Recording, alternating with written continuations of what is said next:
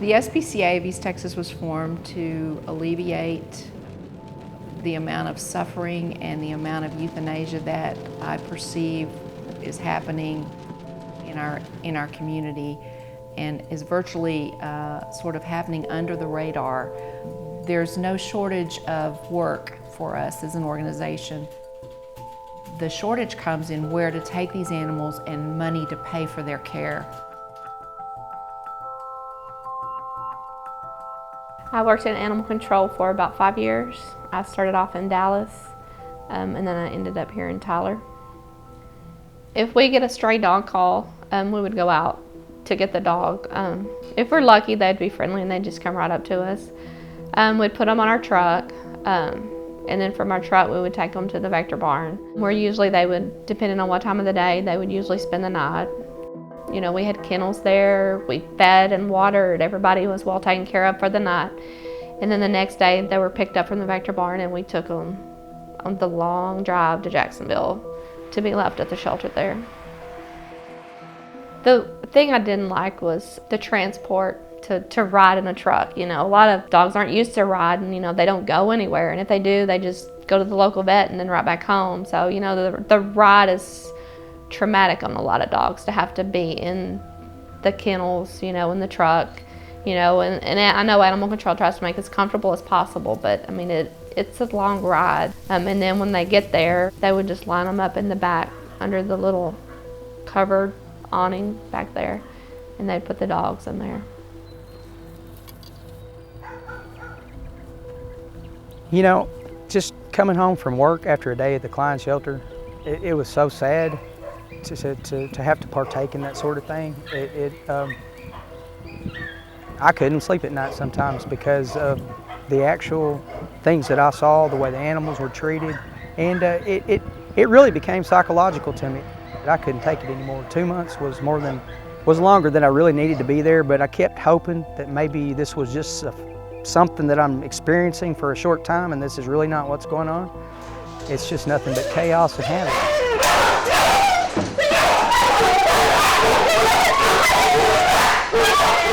It's psychologically stressful, and it's inside, it really tore me up, and emotionally, it's not something I ever want to experience again.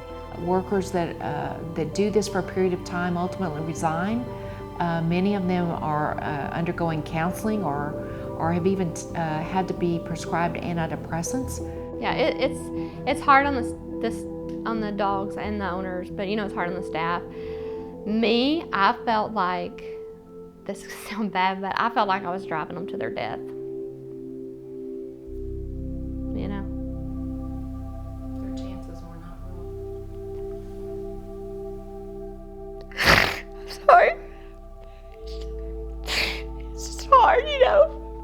You have a trike of dogs, and you know they don't have a chance. I'm sorry.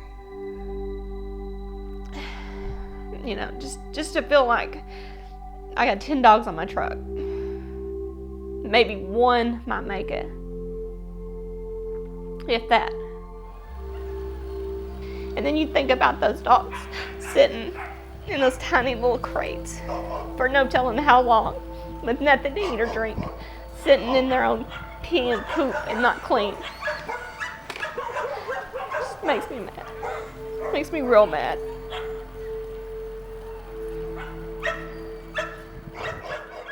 We have received really good response from local law enforcement when we learn of a situation and we photograph and document it. We talk to witnesses, we talk to neighbors, and then we contact the local law enforcement. If we're able to help them with a facility or foster care or vet bills, then they're able to step up and do something. This is an area that is hidden from view. The average person doesn't see this on a daily basis, and if they did, they'd pay more attention to what's going on.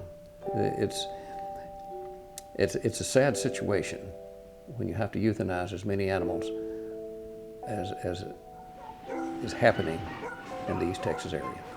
And this is going to be in the thousands since 2007. Thousands of animals that's unnecessarily euthanized.